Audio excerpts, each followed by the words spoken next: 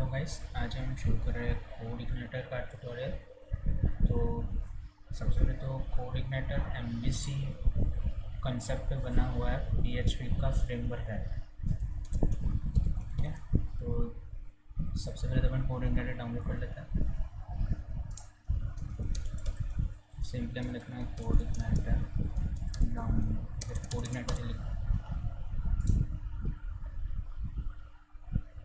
ठीक है, open source है, हम अपने प्रोजेक्ट के हिसाब से इसे चेंजेस भी कर सकते हैं।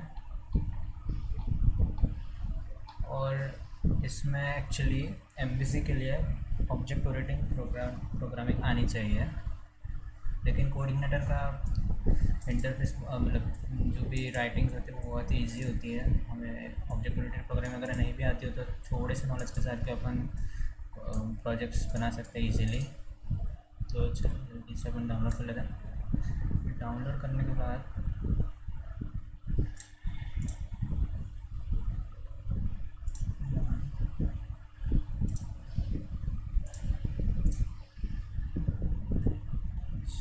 कॉपी कर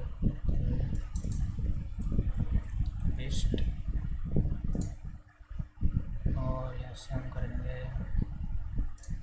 सब्सट्रैक्ट।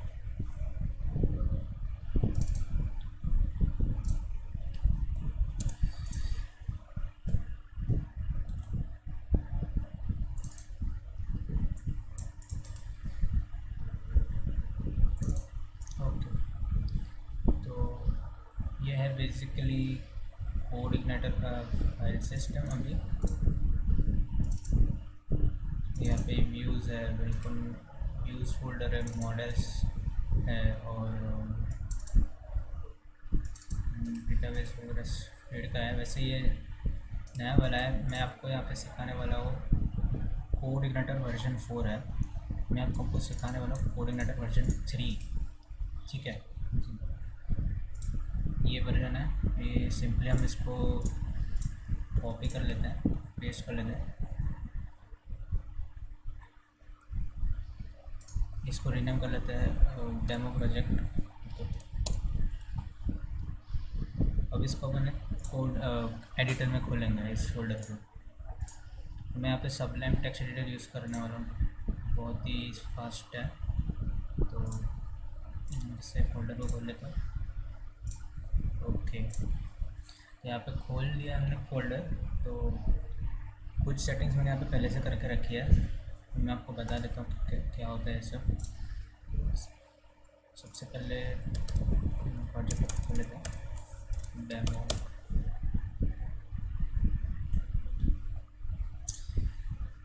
अच्छा, लोकल शुरू करना बोलेंगे।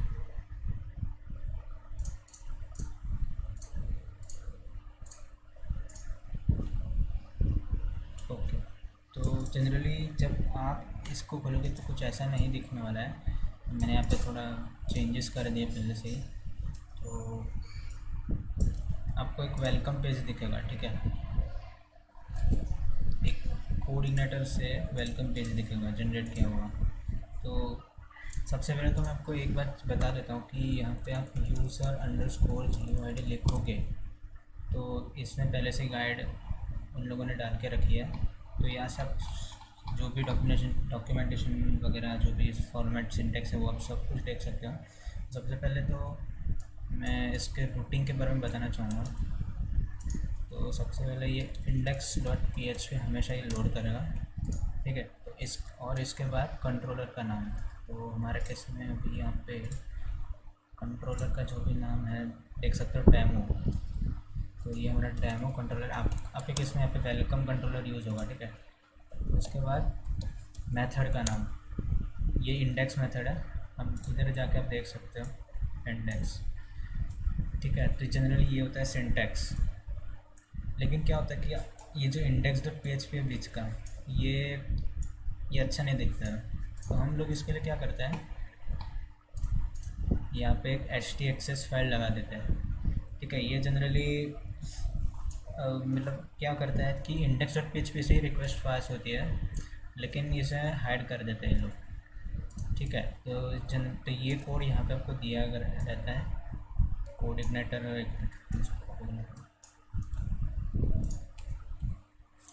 ठीक है, यूज़र अंडरस्कोर गाइड में दिया रहता है। आप यहाँ से जाओगे बेसिक इसकी ट्यूटोरियल में जाओगे तो आई थिंक स्टार्टिंग का ही पेजेस है। वेट,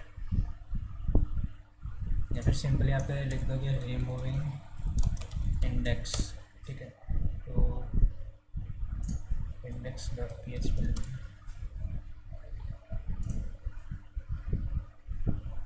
ठीक है ये रहा। तो रिमूविंग इंडेक्स यहाँ पे कोड दिया रहता है।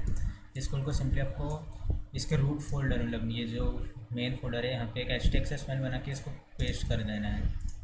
ठीक है, इतने से काम नहीं चलेगा। फिर एप्लीकेशन, अब मैं आपको यहाँ पे उनका स्ट्रक्चर बताता हूँ। सबसे पहले तो ये होता है उनका स्ट्रक्चर।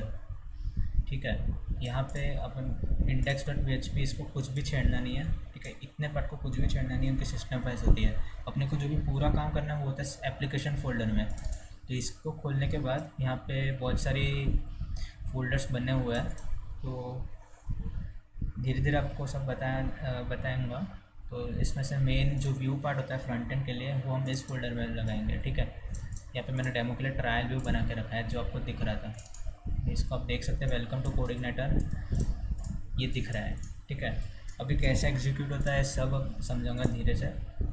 लेकिन सबसे पहले अपन removing index dot P H P जो ज़रूरी है। ठीक है, क्योंकि वो अच्छा नहीं लगता अगर आप वेबसाइट बनाना चाहते हो तो इतना करने के बाद यहाँ पे कॉन्फ़िग की फाइल्स होती है। ठीक है, जो भी सेटिंग करने हैं वो यहाँ पे हम करेंगे ये सारी फाइल्स में। तो एप्लीकेशन, फिर कॉन्फ़िग। ठीक है, htaccess को बंद कर दो, बस इतना ही था। अब htaccess को आपको छूना भी नहीं है, सब वन टाइम है। तो सबसे पहले तो मैं बता देता हूँ roots dot P H P में। तो ये roots dot P H P में ज़्यादा कुछ है नहीं।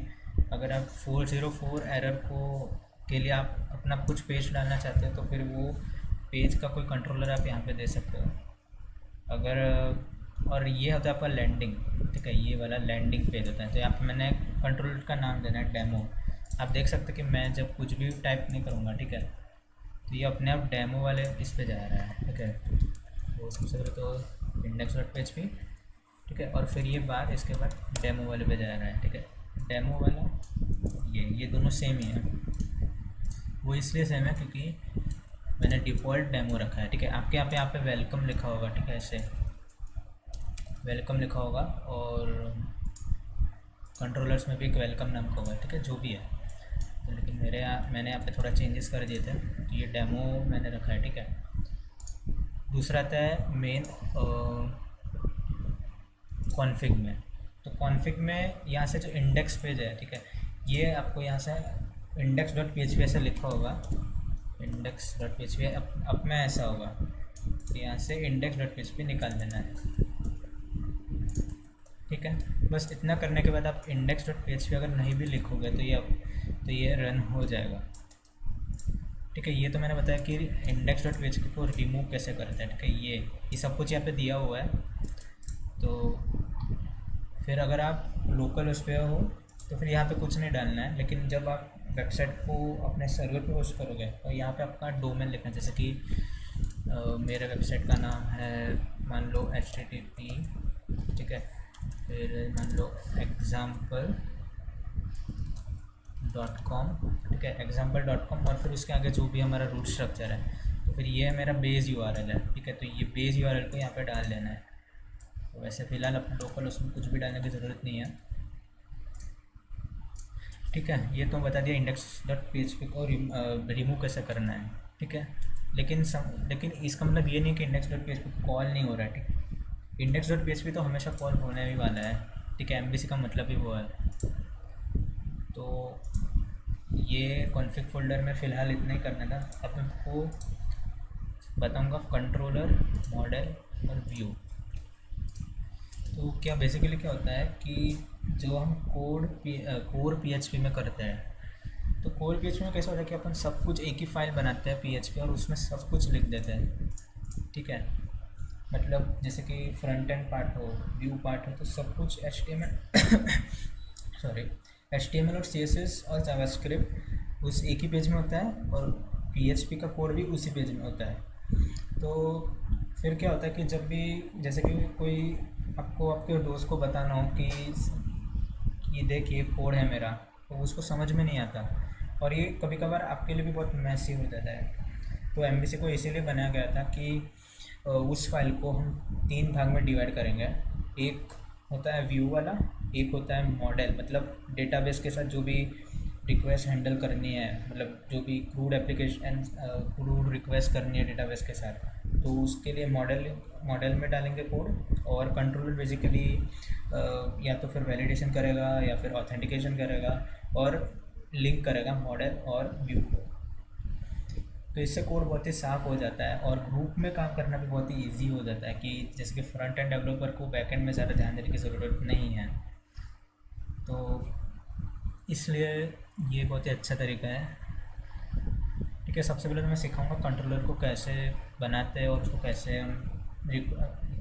हम उसको क्या बोलते हैं एग्जीक्यूट करेंगे। सबसे पहले न्यू फाइल बना देते हैं कंट्रोलर में। इसका मैं नाम रख दूँगा जैसे मानो एको डॉट नहीं एको नेमिंग का इसमें बहुत ध्यान रखना है। कंट्रोलर और मॉडल ये दोनों फाइल आप जब भी बनाओगे उसका फर्स्ट कैपिटल लेटर होना चाहिए।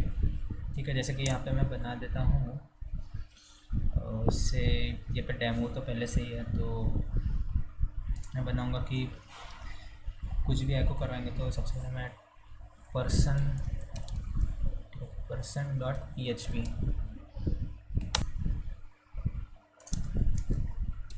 ठीक है, पर्सन.php।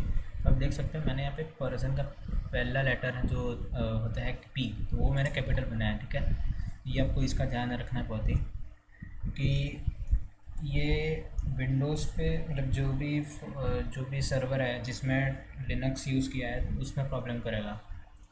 तो लोकल उस पर कोई प्रॉब्लम नहीं होगी, लेकिन लिनक्स बेस्ड सर्वर होता है उस पर प्रॉब्लम होगी। ये क्या है तो चलो बेसिक सिंटेक्स इसका क्या होता है कि सबसे पहले तो मैं एज इट इज़ PHP का सिंटेक्स एंटरिंग क्लोजिंग टेक्स्ट तो लिखना ही है।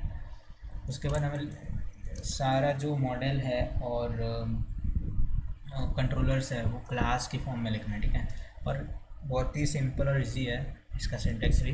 तो क्लास, ठीक है, जो भी आपका फाइल का जो नाम है वही रखना है यहाँ पे सेम। ठीक है, सेम टू सेम नाम रखना है, क्लास पर्सन। ठीक है, एक्सटेंस आपने पढ़ा होगा, अगर नहीं भी पढ़ा तब भी आप याद रख सकते हो। ठीक है, CI कंट्रोलर, मैं आपको समझाता हूँ ये क्या है। तो जनरली हम अपना एक खुद का क्लास बना रहे हैं। ठीक है, और वो कोड इग्नाइट तो खुद का जो कंट्रोलर वाला क्लास है उसको एक्सटेंड करेगा। मतलब ये वाला जो क्लास है हमारा पर्सन नाम का, उसमें हम हमारी तो फंक्शनलिटीज़ डालेंगे, हमारे मेथड्स और जो भी है वो तो डालेंगे ही, लेकिन कोड इग्नाइटर में खुद से जो मेथड डाले हुए हैं वो भी हम यूज़ करेंगे इसमें, इसलिए हमने एक्सटेंड्स लगा रहा है। ठीक है, और ये लिखना भी बहुत ज़रूरी है क्योंकि ये सिंटेक्स है। तो ज़्यादा जाने बगैर हमारा फंक्शन, ठीक है, इसमें सारे फंक्शन को पब्लिक करना है। अगर आपने वो ओप्स भी पढ़ा है तो पब्लिक फंक्शन जो भी हमारा सबसे पहले इंडेक्स फंक्शन कॉल होता है। ठीक है, by default index function call होता है। अगर इंडेक्स फंक्शन नहीं है और फिर URL में आपने फंक्शन का नाम नहीं दिया है तो फिर वो एरर बता सकता है, पेज नॉट फाउंड बता सकता है। ठीक है, मैं आपको बता देता हूँ एक चीज़। यहाँ पे मैं जस्ट यहाँ पे मैं डाल दूँगा हेलो। ठीक है, सॉरी मैं इको करवा देता हूँ, हेलो वर्ल्ड। ठीक है, तो बाय डिफ़ॉल्ट हमारा वही वाला है, वही कॉल हो रहा है। लेकिन अगर मेरे को अपना जैसे कि इसका हम URL कैसे लिखेंगे, तो सबसे पहले तो बेस URL, फिर हमारा कंट्रोलर नेम, ठीक है, और फिर मेथड का नाम। हमारी मेथड का नाम क्या था, हेलो, तो हेलो। ठीक है, तो देख सकते हैं आप हेलो यहाँ पे एको हो चुका है। ठीक है, लेकिन अगर मैं हेलो निकाल लेता हूँ,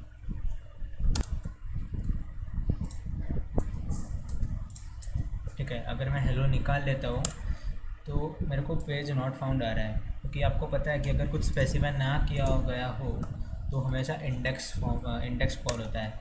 ठीक है, लेकिन हमने यहाँ पे इंडेक्स तो डाला ही नहीं है, तो इसलिए अगर हम इसको इंडेक्स डाल लेंगे और अब इसको रिफ़्रेश करेंगे, अगर इसको निकाल के भी रिफ़्रेश करेंगे तभी वो उसको कॉल करेगा। By default index function call होता है, ठीक है। तो इससे आपको समझ में आ गया होगा कि भले इंडेक्स फंक्शन नहीं है लेकिन जनरली इसका ये यूआरएल ऐसा होता है। मैं एक बार आपको यूआरएल के बारे में समझा देता हूँ नोटपैड में, ठीक है। तो स्पेस कर देता हूँ। तो ये यहाँ तक आपका बेस यूआरएल होता है। तो एक बार मैं ठीक है, आप देख सकते हैं कि यहाँ तक एक बेस यूआरएल आता है, उसके बाद कंट्रोलर नेम और उसके बाद फंक्शन का नेम, ठीक है। लेकिन अगर आप सोच रहे कि क्या इतना ही होता है, तो नहीं, इतना नहीं होता। यहाँ पे बीच में index.php भी आता है, लेकिन जैसे कि मैंने सोचा कि htaccess से खुद डालता है, हमें डालने की ज़रूरत नहीं होती और इसलिए हमारा यूआरएल एकदम क्लीन दिखता है, ठीक है। अगर मैं यहाँ पे बीच में index.php भी डाल दूँ तब भी कोई फ़र्क नहीं पड़ने वाला है। देख सकते हैं आप अभी भी काम कर रहा है, ठीक है। लेकिन हम htaccess से उसे खुद इंट्रोड्यूस करवा रहे हैं, अगर नहीं है तो। कितना ऐसा मतलब अजीब लगता है ना कि .php फाइल आ रही है index.php और फिर उसके बाद पर्सन है, इसलिए हमने इसको निकाल दिया है htaccess की मदद से। तो अब आपको समझ में आ गया होगा कि बेस यूआरएल, फिर कंट्रोलर का नेम और फिर फंक्शन का नेम, ठीक है। तो ये इस तरह से हम निकाल लेते हैं, इस तरह से हम हर कोड करेंगे, ठीक है। मतलब ऐसा नहीं कि इसमें एक ही मेथड होगी, ठीक है, इसमें और भी मेथड आ सकती है। पब्लिक फंक्शन, जैसे कि मैं कोई और भी मेथड डाल दूँ कि गुड बाय, या फिर सिर्फ बाय डाल देता हूँ समझने के लिए, बाय, और इसमें एको करवा लूँ गुड बाय, ठीक है। तो अगर मैं अभी दिखाऊंगा तो एरर आ जाएगा, % आएगा, ठीक है। बाय डिफ़ॉल्ट तो इंडेक्स फंक्शन कॉल होगा, लेकिन अगर मैं यहाँ पे डाल दूँ बाय तो आप देख सकते हो गुड बाय आ गया। ये तो सिंपल था, ये सिंपल PHP है एको वाला, ठीक है। अब मैं आपको बताता हूँ व्यू को कैसे हमें लाना है अंदर। तो इसको भी निकाल लेते हैं और अभी मैं इधर बाय डिफ़ॉल्ट डाल देता हूँ, ठीक है। तो कोई भी व्यूज़, हेल्पर, लाइब्रेरीज़, ठीक है। कोड इग्नाइटर में बहुत सारी लाइब्रेरीज हैं, आप इधर आके देख सकते हो।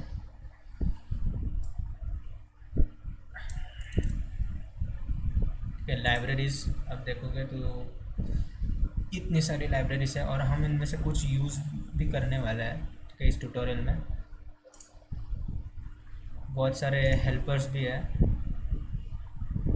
इनमें से भी कुछ यूज़ करने वाला, जैसे कि URL हेल्पर हमें बहुत काम आएगा, फॉर्म हेल्पर भी काम आ सकता है, कुकी हेल्पर है। लाइब्रेरीज में फॉर्म वैलिडेशन हम काम में लेंगे, फिर सेशन लाइब्रेरी भी काम में लेंगे, URI क्लास भी लेंगे, ठीक है। तो आप सब, अगर आप कुछ पढ़ना है तो आप सब कुछ पढ़ सकते हैं, लेकिन फ़िलहाल तो जितना हमें ज़रूरत है उतने हम करेंगे। तो सबसे पहले कुछ भी इसमें से इंक्लूड करवाना हो या फिर लोड करवाना हो तो हमें ये लाइन लिखनी होगी $this, ठीक है। मतलब सुपर क्लास को ये क्या बोले रिलेट करता है, मतलब शो करता है, यानी कि कोड इग्नाइटर। तो $this, ठीक है, उसमें लोड वाला क्लास, और वो लोड क्लास में से यहाँ पे फिर अगर आपको व्यू लोड कराना तो व्यू वाली मेथड यूज़ करनी है, ठीक है। अगर आपको मॉडल लोड कराना तो मॉडल वाली मेथड यूज़ करनी है, ठीक है। अगर आपको हेल्पर लोड करवाना है तो हेल्पर वाली मेथड यूज़ करनी है। अगर आपको डेटाबेस की लाइब्रेरी अगर आपको कुछ और भी मतलब हेल्पर यूज़ करना है तो हेल्पर लिखना है, ठीक है। तो फिलहाल तो मैं व्यू बताने वाला हूँ, तो व्यू लिखते हैं और इसके अंदर हमें फ़ाइल का नाम लिखना है, ठीक है।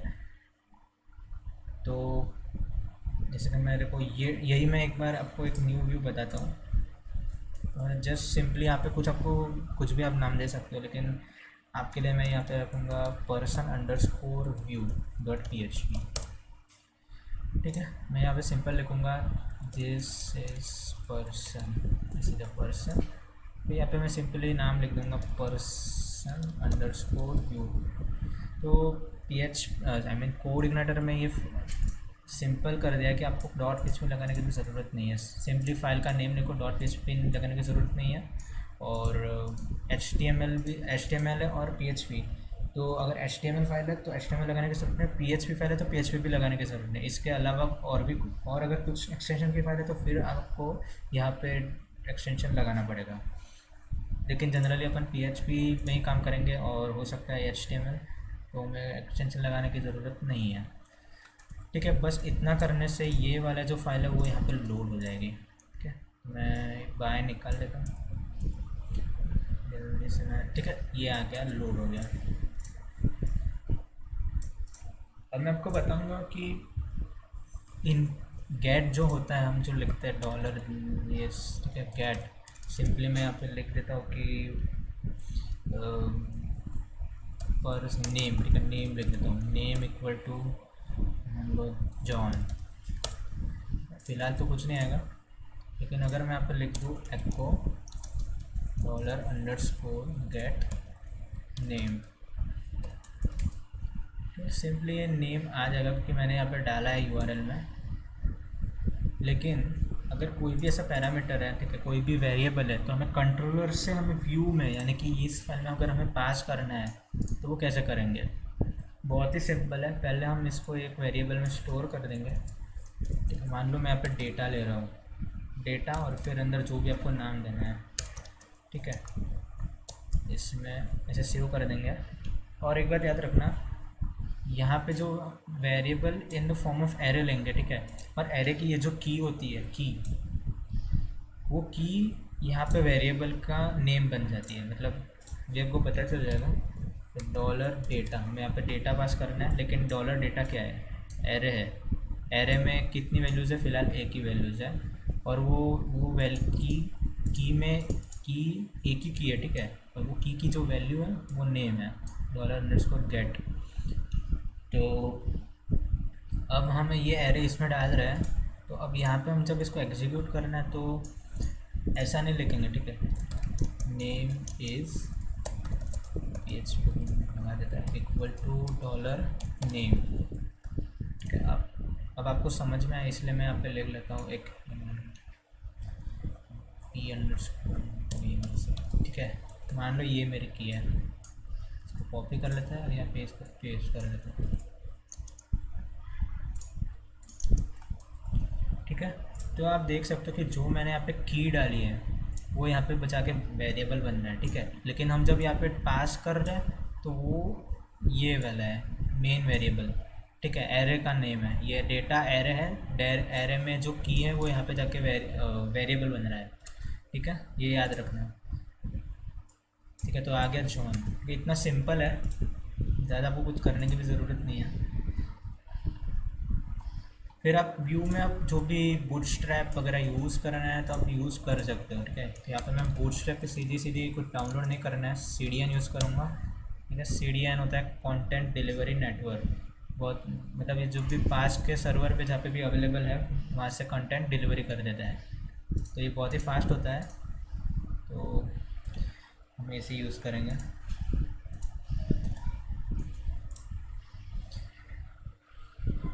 ओके, यहाँ पे मैं क्या करूँगा आपको समझाने के लिए, मैं यहाँ पे जस्ट एक हेडर नाम की PHP फाइल बनाऊँगा, उसमें सब भी हमारा हेडर का कोड होगा, तो वहाँ पे मैं जस्ट ये लिंक पेस्ट कर दूँगा, और जो भी हम यहाँ पे करेंगे मैं यहाँ पे इंक्लूड कर दूँगा उस हेडर को, तो मैं बार बार मतलब वो कोड लिखने की ज़रूरत नहीं पड़ेगी। ठीक है, तो सॉरी इसको निकाल के मैं PHP लगा देता हूँ और रिक्वायर कर देता हूँ हेडर PHP। क्या हो गया,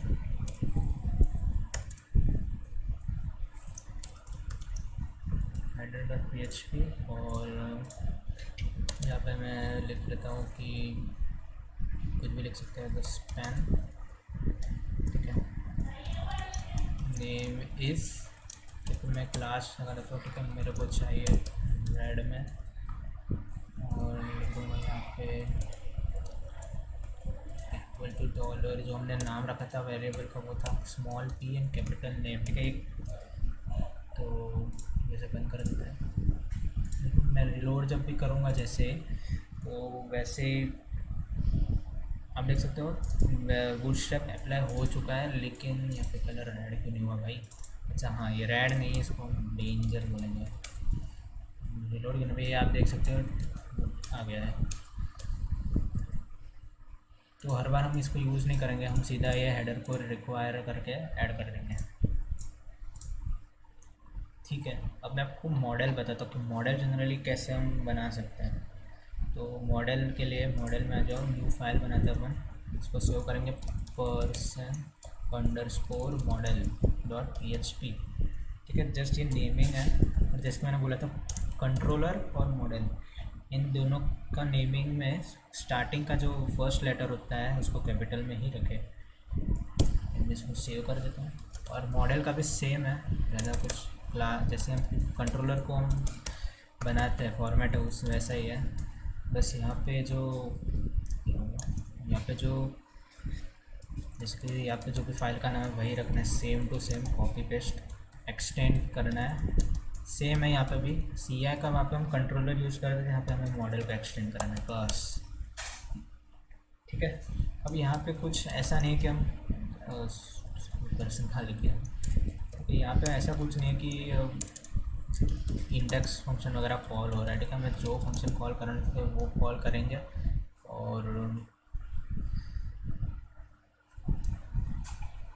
और एक बार मैं बताना चाहता हूँ कि यहाँ पे आप देख सकते हैं, एक मिनट,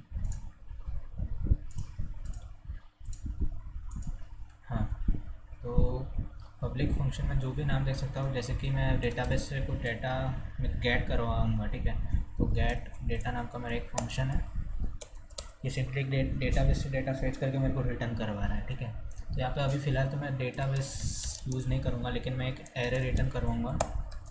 ठीक है, एरे में बहुत सारे नेम्स हैं, तो सॉरी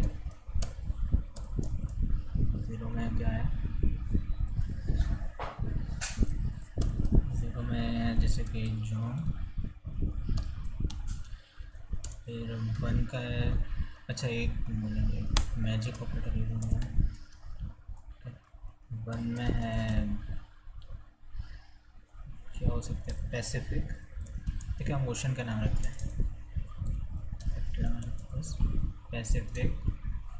2 में है अपना इंडियन ओशियन, फिर 3 पे रख देंगे, कितना हो गया भाई, आर्कटिक ओशन स्ट्रिंग रंग। ठीक है, तो आप देख सकते हो जनरली बस ये एक एरे है जिसको रिटर्न करवा रहा है। ठीक है, तब थोड़ी देर के लिए मान लो कि ये एक डेटा है, ये एरे है जो मैंने डेटाबेस से फैच किया है। तो अब हम इसमें कैसे डालेंगे, तो सबसे पहले तो हमें ये मॉडल को लोड करना पड़ेगा। मैंने बताया है कि कुछ भी लोड करने के लिए इतना आपको लिखना पड़ेगा, $this में लोड वाला क्लास में मॉडल वाली मेथड है। ठीक है, तो मैं लिखूँगा person_model। और यार ठीक है, बस इतना लिखने से क्या होगा कि अब ये कैट पैरामीटर में निकाल लेते हैं सर। इतना लिखने से क्या होगा कि कोऑर्डिनेटर अपने आप ये जो नाम है यहाँ पे मॉडल का, वो नाम का क्लास बना देता है, ऑब्जेक्ट बना देता है। ठीक है, तो हमेशा की तरह कुछ भी हमें ऑब्जेक्ट यूज़ करें तो सुपर क्लास को तो पहले कॉल करना ही होगा। ठीक है, फिर ये मैजिक ऑपरेटर और फिर person_model। ठीक है, हर बार आपको ये मॉडल के अंदर जो भी मेथड्स है उसको कॉल करने के लिए आपको ये लिखना होगा सुपर क्लास में से हम, और ये नाम का मॉडल ऑब्जेक्ट। ठीक है, और ये ऑब्जेक्ट में से हमारी ये मेथड, क्या मेथड है, gate data, complete gate data. ठीक है, तो ये क्या करेगा कि ये जस्ट ये रिटर्न कर रहा है, तो हम ये जो वैल्यू भी रिटर्न करेगा उसको हम एक वेरिएबल में स्टोर कर देते हैं। इसमें हम लिख देंगे क्या लिखेंगे, ओशियंस। ठीक है, ओशियंस। तो मैंने ये डेटा को पास कर दिया, हो गया मेरा काम। ठीक है, ये हेडर निकाल लेता हूँ मॉडल को, तो ये हमारे व्यू में आ जाता है। तो यहाँ पे सबसे पहले हम देखते हैं कि क्या मेरा ये जो भी वेरिएबल है वो मेरे एरे के फॉर्म में मेरे को वैल्यू मिल रही है या नहीं। तो उसके लिए हम सिंपली चेक करने के लिए क्या करेंगे, तो टैग लगा देता, आपको अच्छा लगेगा। उसमें बाद में $, ठीक है, फिर $, और इसमें डॉलर क्या नाम था, क्वेश्चन सिलेक्ट सेव कर दूँगा। यहाँ पे हम रिफ़्रेश कर देते हैं, ये URL से इसको निकाल लेते हैं।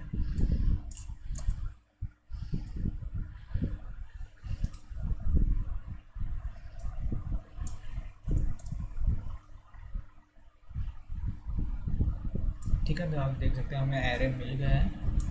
एरे में 0 1 2 3। तो एक बार हमें यहाँ पे एरे मिल गया, उसके बाद तो आपको पता ही है कैसे करता है। ठीक है, तो फटाफट एक कोड कर देता हूँ फॉर एच। इसको अगर टेबल के फॉर्म में दिखाना है या फिर कैसे भी आपको दिखाना है तो कैसे दिखाते हैं वो तो पता ही है। तो ओशियंस, लॉजिकली हम डॉलर ओशियंस एस ओशियन, ठीक है, सिंगल, ठीक है। तो हर ओशन के लिए क्या करोगे भाई, स्पैन क्लास, ठीक है, टेक्स्ट इन्फो दे देता हूँ, और इसमें हम बस प्रिंट करवा लेंगे इक्वल टू डॉलर ओशियन,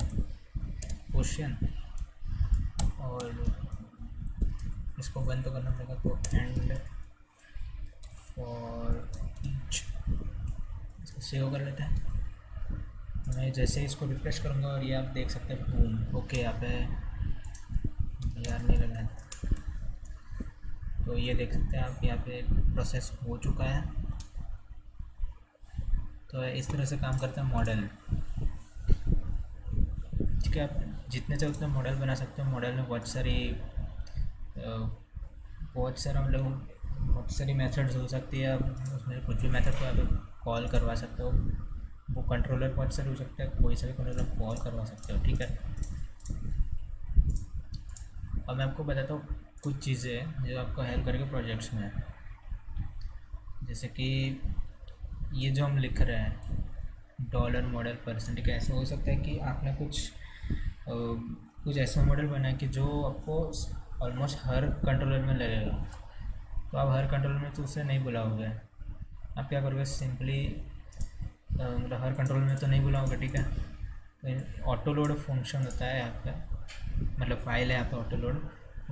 तो इसमें ऐसी फैसिलिटी है कि आपको एक बार यहाँ पे जस्ट जाके यहाँ पे लिखना है वो मॉडल का नाम, और वो हमेशा अपने आप कॉल हो जाएगी जैसे आप अपने प्रोजेक्ट को लॉन्च करोगे। ठीक है, ऐसा सिर्फ मॉडल में नहीं है, ऐसा आप कोई भी पैकेज को यहाँ पे ऑटो लोड करवा सकते हो, कोई भी लाइब्रेरीज को आपको ऑटो लोड करवा सकते हो। ठीक है, कोई भी ड्राइवर्स है, कोई हेल्पर है, ठीक है, कॉन्फ़िग है, कोई सभी आपको ऑटो लोड करवाना है, या फिर कोई भी मॉडल है। ठीक है, यहाँ पे आपको अपने मॉडल का नाम लिखना है। फिलहाल तो मेरे पास ऐसा कोई मॉडल नहीं है, और वैसा बहुत ही रेयर केस में होगा कि आपका मॉडल को हर कंट्रोल में काम लगेगा। लेकिन हाँ, लाइब्रेरीज़ और हेल्पर ये चीज़ें कुछ ऐसी है कि जो आपको लग सकती है हर मॉडल में। ठीक है, जैसे कि लाइब्रेरीज़ में एक डेटाबेस लाइब्रेरी है जो आपको ऑलमोस्ट हर मॉडल में लगेगी, हर कंट्रोलर में लगेगी। तो यहाँ पे आप जस्ट यहाँ पे आओ और एरे में लिख दो। ठीक है, तो सबसे पहले जो फर्स्ट टाइम अभी आप विज़िट करोगे और आपका कुछ ऐसा होगा। ठीक है, आपको एक एक करके ऐसे वैल्यूज़ ऐड करते जाना है। अब मेरे लिए ज़रूरी इतनी ही चीज़ें कि मैं डेटाबेस, सेशन और फॉर्म वैलिडेशन, 3 लाइब्रेरीज़ को मैं यूज़ करता हूँ, और हेल्पर में मैं URL को यूज़ करता हूँ मेनली। फॉर्म को फ़िलहाल तो मैं नहीं करता हूँ। तो URL सबसे मेन है URL। ठीक है, क्योंकि URL में ऐसे फंक्शन है जो आपको सच में काम लगेंगे और बहुत ही यूज़फुल है रूटिंग के लिए, प्री डिफाइंड फंक्शंस। और डेटाबेस यहाँ पे बहुत मेन है, सेशन और डेटाबेस। ठीक है, तो इसलिए मैं यहाँ पे ऑटो लोड करवा लूँगा। ठीक है, इसलिए मेरे को ज़रूरत नहीं पड़ेगी बार बार लोड करने की।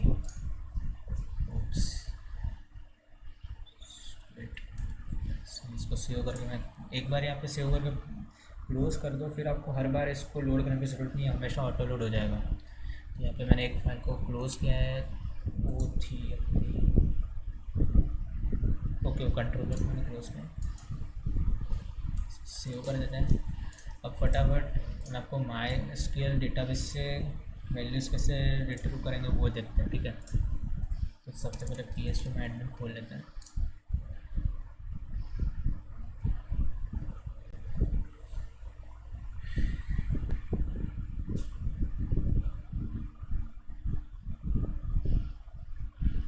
तो यहाँ पे एक न्यू डेटाबेस बनाऊंगा।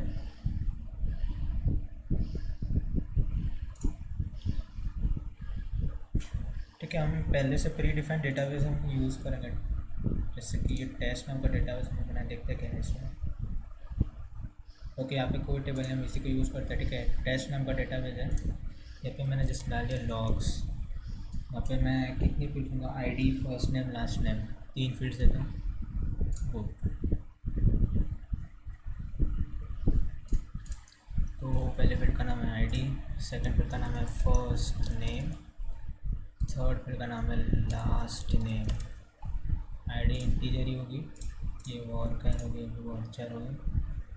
तो इसकी वैल्यू मैं 20 देता हूँ, इसकी वैल्यू मैं 20 देता हूँ, इसको मैं 10 दे देता हूँ। ठीक है, ये आप अपने हिसाब से सेट करो। आप यहाँ भी मैं डेटाबेस में वैल्यू कैसे ऐड करते हैं, कैसे रिट्रीव करते हैं, कैसे डिलीट या अपडेट करते हैं, ये मैं बताऊँगा। डेटाबेस को आपको कॉन्फ़िगर करना बहुत इजी तरीका है। आपको कुछ नहीं करना, कॉन्फ़िग में जाके database.php में जाके यहाँ पे बहुत ही एकदम अट्रैक्टिव मैनर में यहाँ पे दिया गया है, एरे है। ठीक है, एरे में देख सकते हो होस्ट नेम। होस्ट नेम को अपन को अपना तो लोकल होस्ट है, आपका जो भी सर्वर का होस्ट है वो रखना है।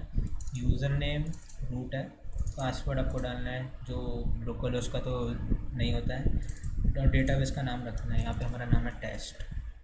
ठीक है, बाकी सब चीज़ों की अभी फ़िलहाल तो ज़रूरत नहीं है अगर आप MySQL यूज़ कर रहे हो, क्योंकि पहले से MySQL के लिए बिल्ड किया गया है। ठीक है, और स्ट्रिक्ट टर्म को आप ट्रू रख सकते हो, पहले से ये फॉल्स होगा।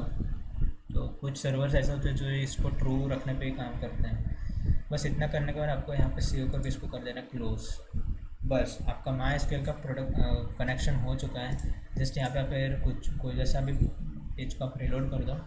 अगर आपको कोई एरर दिखा रहा है तो फिर आपको दिखा देगा। अगर कोई एरर नहीं है डेट मीन्स कि कनेक्शन इज सक्सेसफुल। हमारा कनेक्शन सक्सेसफुल हो चुका है। तो सबसे पहले हम क्या करेंगे, रिट्रीव करने डेटाबेस से इन्फॉर्मेशन को रिट्रीव करवाएंगे। ठीक है, तो सेम हमारा फंक्शन वाले मॉडल है, पर्सन वाला ही मॉडल। ठीक है, पर्सन मॉडल यही रखते हैं, पर्सन वाला कंट्रोलर रखते हैं। ठीक है, और पर्सन व्यू वाला हमारा व्यू फाइल है। तो सबसे पहले तो मैं आपको एक चीज़ और बताना चाहता हूँ यहाँ पे कि अब ये देखो, ये नाम कितना बड़ा है। ठीक है, पर्सन मॉडल, और जब आप एक इसकी मेथड, ये ऑब्जेक्ट की मेथड को कॉल करोगे तो हर बार आप पर्सन मॉडल लिखना पड़ेगा। लेकिन कोऑर्डिनेटर ने इसका भी एक शॉर्ट फॉर्म लगा के दे रखा है कि भाई इसके बाद एक और पैरामीटर आपको डालना है। जो भी आप यहाँ पे डालोगे वो ऐसा सूडो नेम यूज़ होगा। मतलब अगर मैं आपको डाल दूँ सिंपली PM, ठीक है, पर्सन मॉडल का एक PM, आप कुछ भी दे सकते हो ना, लेकिन यहाँ पे जस्ट फॉर लॉजिकली मैं PM डाल रहा हूँ। तो PM डालने के बाद उसको मतलब आप उसको बता रहे हो कि भाई पर्सन मॉडल को यहाँ पे इंक्लूड कर और PM नाम का ऑब्जेक्ट बना। ठीक है, अगर आप यहाँ पे नेम नहीं दे रहे हो तो फिर वो वही नेम का ऑब्जेक्ट बनेगा, लेकिन हमने यहाँ पे नेम दिया है। ठीक है, तो हम इसीलिए अब यहाँ पे चेंज करें PM करने में। हो गया सिंपल एकदम। तो जैसे आप रिफ्रेश करोगे कोई एरर नहीं है, सब ठीक है। तो बेसिकली हेडर में जाके मैं एक बार यहाँ पे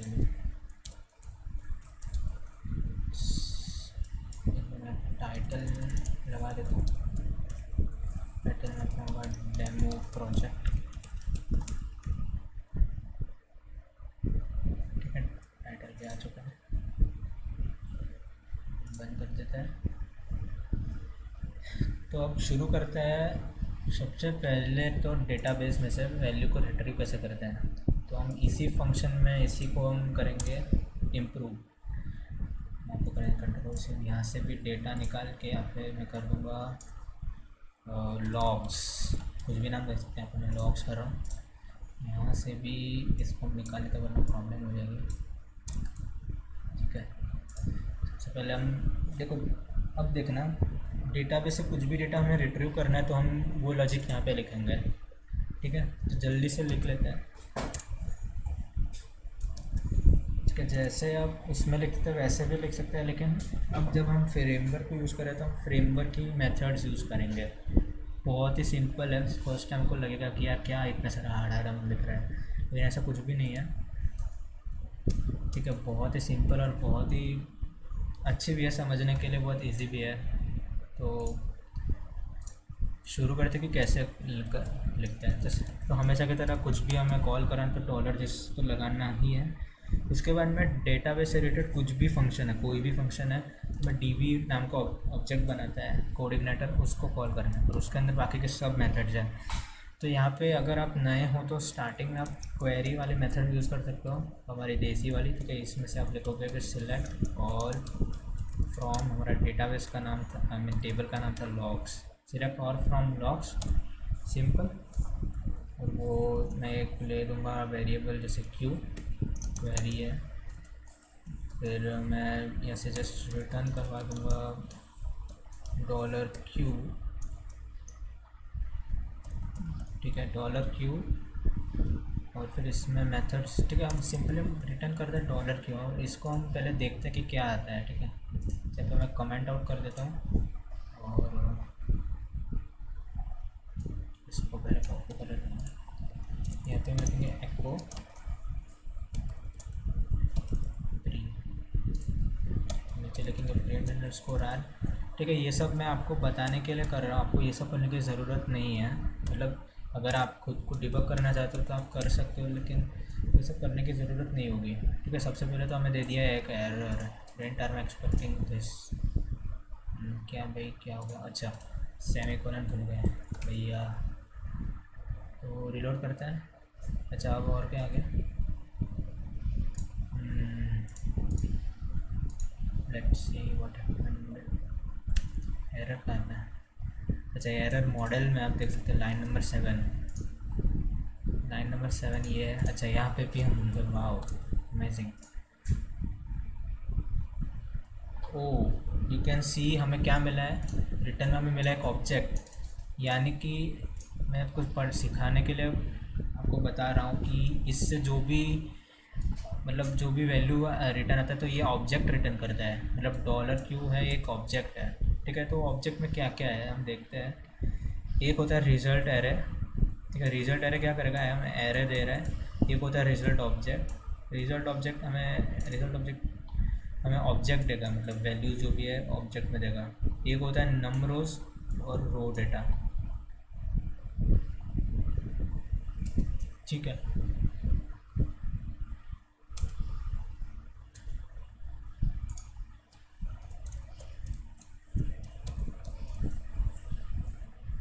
सिंपली मैं आपको रिज़ल्ट अगर मैं यहाँ पे डाल दूँ तो मैं एक मिलेगा सिंपल एरे। ठीक है, तो एक्चुअली एरे में कुछ है नहीं क्योंकि हमने यहाँ पे कोई वैल्यूज नहीं डाले, तो फटाफट से एटलीस्ट 1 रो हम इंसर्ट कर देते हैं। तो आईडी में रखूँगा 1, फर्स्ट नेम में रखूँगा जॉन, फिर रखूँगा डेल्टन, जो भी आपको जो रखना हो। तो देख सकते हैं 1 रो आ चुकी है। मैं इसको रिफ़्रेश करता हूँ। ठीक है, तो अब आप देख सकते हो कि हमें एरे मिला है। ठीक है, अच्छा एक और रो डाल देते हैं, आपको अच्छे से समझ में आ जाएगा। आईडी हो गया 2 और फर्स्ट नेम इसका क्या रखूँ मैं, आइसैक न्यूटन बाबा, Isaac Newton. I apologize for spelling. तो मैं रिफ्रेश कर दूँ। ठीक है, तो हमारे पास एरे आया, किसका एरे, ऑब्जेक्ट का एरे है। ठीक है, एरे मिला है लेकिन ऑब्जेक्ट का एरे। ठीक है, स्टैंडर्ड क्लास ऑब्जेक्ट, देख सकते हो हमारे पास 2 ऑब्जेक्ट है। अगर आप ऑब्जेक्ट में लिखना चाहते हो तो लिख सकते हो सिंपली। मैं यहाँ पे फ़िलहाल अभी मैं इसको कमेंट आउट करूँगा, तो कमेंट निकालूँगा और यहाँ पे मैं अब लिख देता हूँ वही अपना पूरा नाम, फॉर ईच। ओह भाई क्या दे दिया इसे, Ctrl+Z, फॉर ईच। ठीक है, तो वैल्यू किसमें मिल रही है, logs, logs S dollar log. ठीक है, ये बेसिक PHP फंक्शन है, तो इसमें कोऑर्डिनेटर का कुछ है नहीं। सिंपली इसको मैं पहले एंड कर लेता हूँ ताकि गलती ना हो। अरे भैया स्पेलिंग, ठीक है। और इसके अंदर हमें जो भी लूपिंग पैरामीटर्स है वो देंगे। तो सिंपली बूटस्ट्रैप से एक टेबल बना रहे हैं, टी डॉट कंटेनर, ठीक है। कंटेनर में आएगा हमारा टेबल, टेबल में क्लास लिख देता हूँ टेबल, फिर टेबल मेरे पास टी आर, सबसे फर्स्ट रो में मैं टी एच दे देता हूँ, टी एच में हो जाएगा हमारा आईडी, दूसरे टी में है हमारा फर्स्ट नेम, टी एच, तीसरे टी में हमारा लास्ट नेम।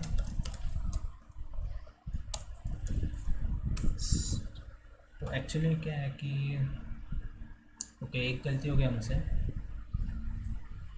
इसको निकाल लेते हैं थोड़ा सा, इसको कंट्रोल एक्स करेंगे, इसको यहाँ पे डालेंगे, इसको भी कंट्रोल एक्स करेंगे, इसको यहाँ पे डालेंगे। Okay, now it looks good.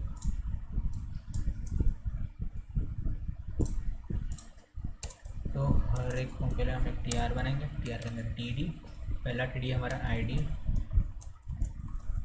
Equal to, ठीक है, हमारा फंक्शन का होगा लॉग। तो यहाँ पे लॉग ऑब्जेक्ट है, तो ऑब्जेक्ट में से कोई भी वेरिएबल की वैल्यू लेने के लिए हम मैजिक ऑपरेटर का यूज़ करते हैं। तो आईडी, सिंपली हमें आईडी लिखना है, ठीक है। मैं इसी को कॉपी करूँगा, पेस्ट पेस्ट। दूसरा क्या है हमारा फर्स्ट नेम, उनका फर्स्ट नेम, तीसरा भी हमारा लास्ट नेम है, सेव। अब मैं रिफ़्रेश करता हूँ तो ये हमें दे देगा टेबल बना के। ओके, व्हाट हैपेंड, सेव किया कि नहीं। ओके, तो आप देख सकते हो कि वैल्यू दे रखी है, लेकिन क्या होता है कि कई बार हमें यहाँ पे कुछ फंक्शंस चलाने होते हैं तो वो ऑब्जेक्ट पे नहीं चलते हैं, ठीक है। तो उसके लिए हमें एरे में होना ही ज़रूरी होता है। तो इसमें कोऑर्डिनेटर में ये भी फंक्शनलिटी हमें बस क्या करना है, आपका रिजल्ट अंडरस्कोर एरे लगा देना है बस। इसके बाद अगर आप रिफ़्रेश करोगे आप पे दे देगा एरर, क्योंकि हमने मैजिक ऑपरेटर्स लगाया है, तो फिर ये हमें एरर देने ही वाला है। आप देख सकते हो इतने सारे हैं, ठीक है। कोई नहीं, सिंपली हम फटाफट चेंज कर देते हैं। इसको ऐसे निकालो, ऐसे निकालो, इसको यहाँ से निकालो, इसके आगे ये लगाओ, कॉपी करो, पेस्ट पेस्ट, इसके पीछे ये लगाओ, इसके पीछे ये लगाओ, इसके पीछे ये लगाओ, और ये हो गया चेंज। रिफ्रेश करने पे ये अगेन हमारा नॉर्मल जैसे हम पहले करते थे वैसे ही हमारा हो जाएगा, ठीक है। अब मैं आपको बताऊंगा कि कैसे रिक्वेस्ट को हम यहाँ पे ऐड करेंगे, ठीक है। डेटाबेस में वैल्यूज़ को ऐड करेंगे, तो मैं इसलिए यहाँ पे बना दूंगा एक फॉर्म, ठीक है। अभी हम इसी में करते हैं, इसी में बना दूंगा मैं एक फॉर्म। मैं यहाँ पे पैडिंग देना चाहता हूँ, पैडिंग टॉप दे देता हूँ, 4 दे देता हूँ, ठीक है। इसी में लिख देता हूँ div लिखने की ज़रूरत नहीं है, फॉर्म, लास्ट में लिख दूँगा फॉर्म। अब देख सकते बूटस्ट्रैप से कितना इजी और फास्ट तरीके से मैं कर रहा हूँ, मेरे को सीख लेने की ज़रूरत ही नहीं है, और इतनी अच्छी डिज़ाइन हमें मिल रही है ना। एक्शन में लिख दूँगा, फिलहाल एक्शन को खाली रखते हैं, div डॉट उसमें आता है लेजेंड में सबसे पहले लिख दूँगा आईडी। काम करते हैं, आईडी को मैं प्राइमरी की दे देता हूँ, ऑटो इंक्रीमेंट दे देता हूँ, चेंज सो अच्छा, लोकल बहुत ही स्लो चल रहा है, नाइस।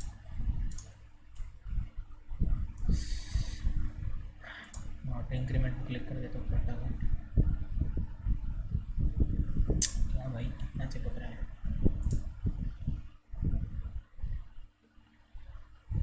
मैं से सेव कर देता हूँ। Incorrect table definition there can only be one auto column and it must be defined as a key. कोई बात नहीं, यहाँ पे मैं की को डिफाइन कर देता हूँ।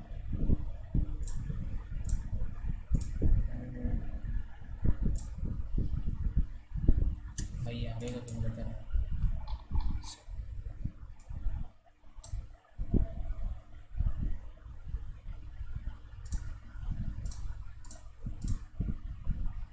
प्राइमरी की का क्या चलेगा।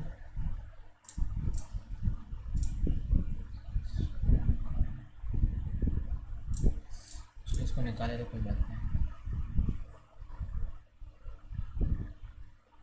अच्छा एक काम करते इसको मैं यहाँ से प्राइमरी लूँगा। तो हाँ अब हो गया।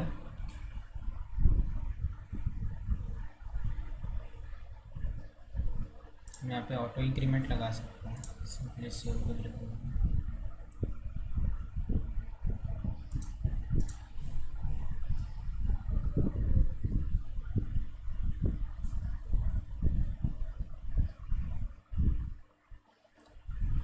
ये ऑटो इंक्रीमेंट पे लग चुका है। अब हम सिंपली फटाफट यहाँ पे फॉर्म बना देते हैं। ठीक है, इनपुट में टैक्स फर्स्ट नेम, ठीक है, और क्लास में लगा देंगे हम फॉर्म कंट्रोल। मैं इसको कॉपी पेस्ट करता हूँ, पेस्ट क्लास नेम बुक्स, ये फर्स्ट में होना चाहिए। और यहाँ पे भी हो जाएगा लास्ट। कोड इग्नाइटर में एक अच्छी बात क्या है कि अगर आप नेम में सेम वही रखोगे जो यहाँ पे आपने फील्ड का नेम रखा है। एक मिनट ब्राउज कर लेता हूँ। यहाँ पे जो आपने फील्ड का नेम रखा है अगर आप सेम वही रखोगे तो you know it's very easy, आपको कुछ भी करने की ज़रूरत नहीं पड़ेगी। मैं अभी आपको बताता हूँ कैसे है। और यहाँ पे एक और हम डी आई बना लेते हैं।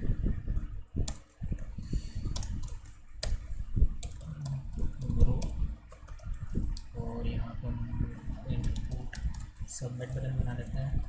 सबमिट नेम भी होगा सबमिट, और हो जाएगा क्लास, इसका होगा BTN हम सक्सेस रखेंगे, बहुत अच्छा दिखता है। रिफ्रेश फटाफट, यहाँ पे एक बेसिक फॉर्म तैयार हो गया, आप देख सकते हैं।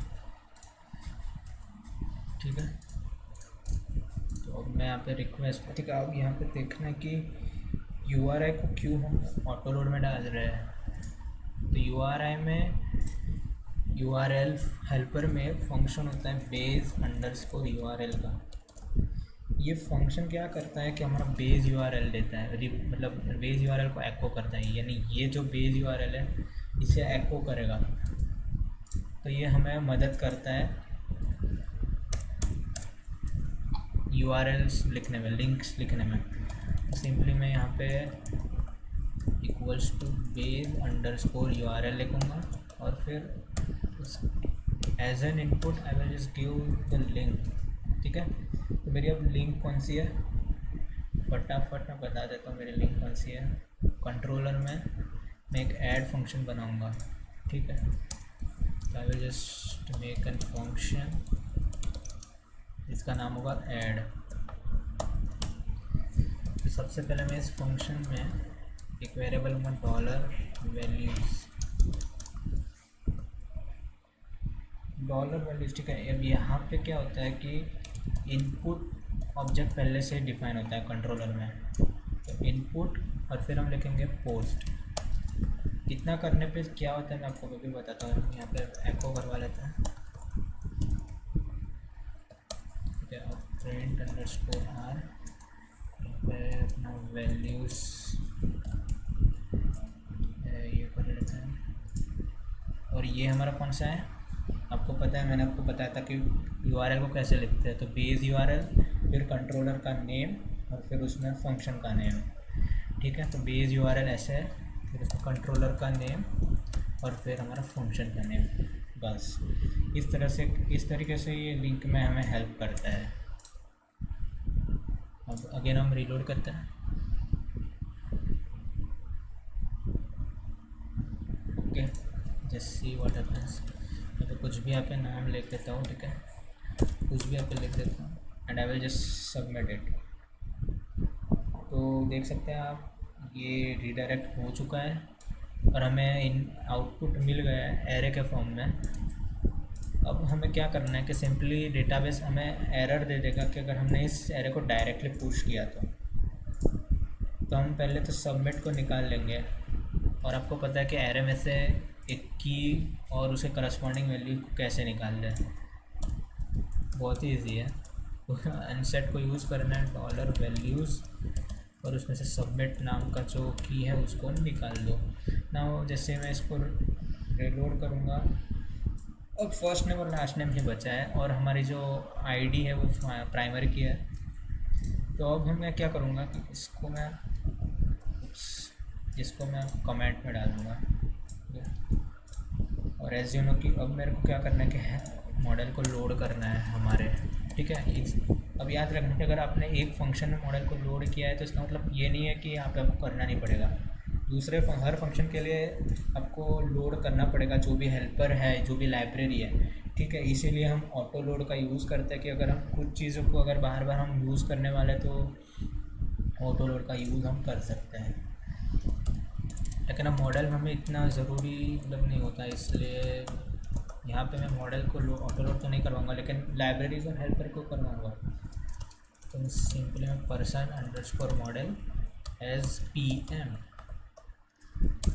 तो अब हमें कोई मेथड को कॉल करवाना है, तो सबसे पहले हम मॉडल में मेथड बना लेते हैं। सिंपली इसको कॉपी करूँगा,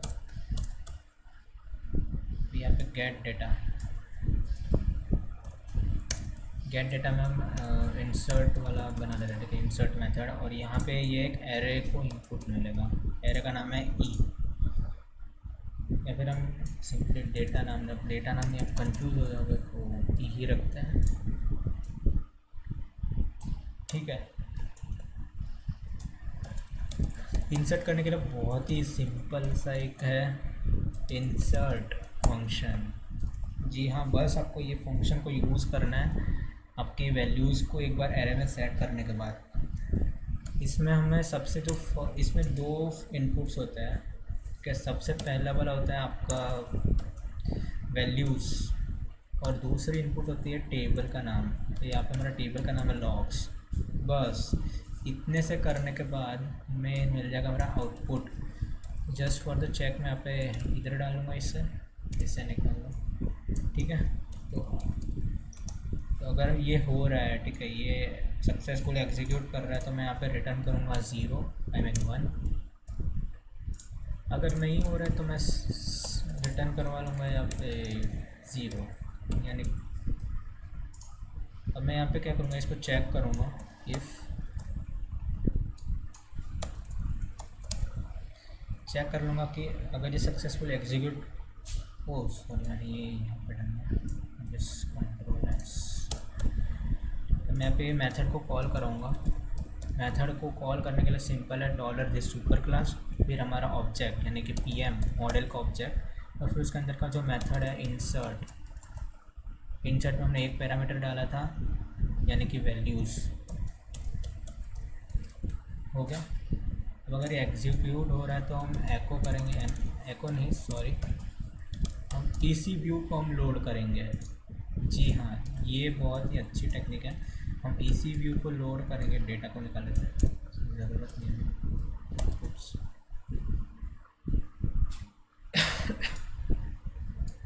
या फिर फॉर सिमिलरिटी मैं लिखूँगा कि डन। और अगर कुछ एरर आ रहा है, कुछ भी एरर हो सकता है, तो मैं लिखूँगा कि एको एरर। अभी जस्ट रिफ्रेश है, जैसे रिफ्रेश करूँगा वो मॉडल का फंक्शन कॉल हो जाएगा, ठीक है। हमें मिल जाएगा एक एरर यहाँ पे मिला है। क्या है error? Syntax error unexpected controllers में लाइन नंबर 19। देख लेते हैं लाइन नंबर 19 में क्या एरर है।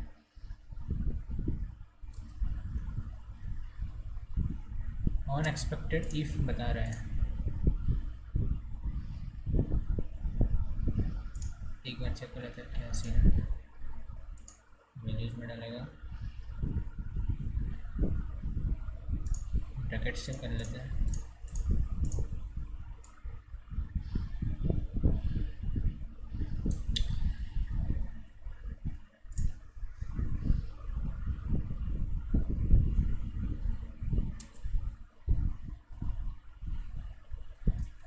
लाइन नंबर 19 में कुछ गड़बड़ बता रहा है आपको, मेरे को कुछ समझ में नहीं आ रहा है।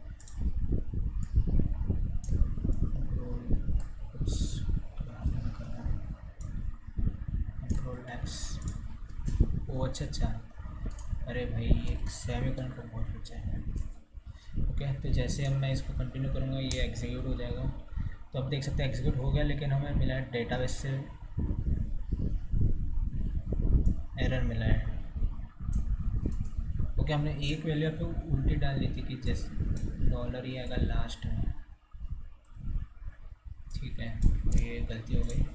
पहले हमारा डेटाबेस का नेम देना है और फिर ठीक है। ओके डन, तो डन आ चुका है, हम देख सकते हैं। तो सब इंसर्ट का इतना सिंपल था ये इंसर्ट करने का। ठीक है, इंसर्ट में आपको सबसे पहले डेटा टेबल नेम डालना है और उसके बाद आपको एक एरे डालना है की और वैल्यू के फॉर्म में, जिसमें की वैल्यू हो ये रो और वैल्यूज़ में आपको जो वैल्यूज़ डालनी है वो।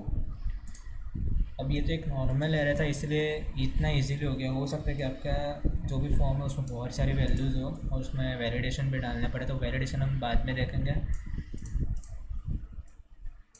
अब मैं आपको एक और चीज़ बताने वाला हूँ। अब आप बैक चले जाते हैं। ठीक है, देखते कि ऐड हुआ है और ये देखो आप यहाँ पे ऐड हो चुका है, राइट।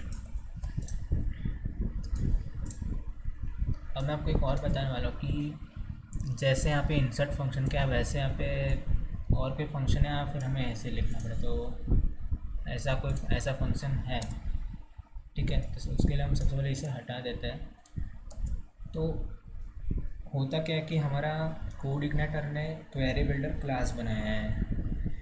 इस क्लास में बहुत सारी मेथड्स है और मेन क्वेरी को स्प्लिट कर दिया है बहुत ही अच्छी तरीके से। हम इसको यूज़ करते हैं तो हमेशा की तरह $this और db, जैसे कि मैंने आपको बताया डेटाबेस रिलेटेड कोई भी फंक्शन हम मेथड यूज़ कर रहा है तो उसको इसी तरह से कॉल करते हैं। यहाँ पे हम 3 डिफरेंट फंक्शन वाला यहाँ पे हम इसको स्प्लिट करेंगे। तो सबसे पहले तो सिलेक्ट, फिर आता है वेर और फिर आता है गेट। और गेट ऑप्शन वैल्यू को देगा, रिटर्न करेगा। ठीक है, तो सिलेक्ट में हमें लिखना है जो भी हमें रोज़ सिलेक्ट करनी है। तो यहाँ पे फिलहाल तो मेरे को सब कुछ सिलेक्ट करना है। और वेयर में आपको कंडीशन लगानी है वेयर वाली, तो यहाँ पे फिलहाल मेरे को कोई भी कंडीशन नहीं लगानी, इसलिए मैं इसको कमेंट कर रहा हूँ। और गेट में आपको लिखना है आपको डेटाबेस टेबल नेम का नाम, बस। अब आपको लगेगा कि यार ये इतनी सी चीज़ के लिए आप इतने सारे कर रहे हो, लेकिन ये ठीक है, आपको लगेगा कि यार ये क्या है इतना सारा मेथड एक सिंपल सा करने के लिए। तो ऐसा नहीं है, ये कोड को बहुत ही इजी वे ऑफ रीडिंग बना देता है। ठीक है, तो अभी के लिए बस इतना ही। Thank you. चैनल को सब्सक्राइब कर दें अगर आपको ये ट्यूटोरियल अच्छा और इन्फॉर्मेटिव लगा हो, इजी टू अंडरस्टैंड लगा हो तो सब्सक्राइब करो आगे के वीडियोस के लिए ऐसे ही हिंदी में।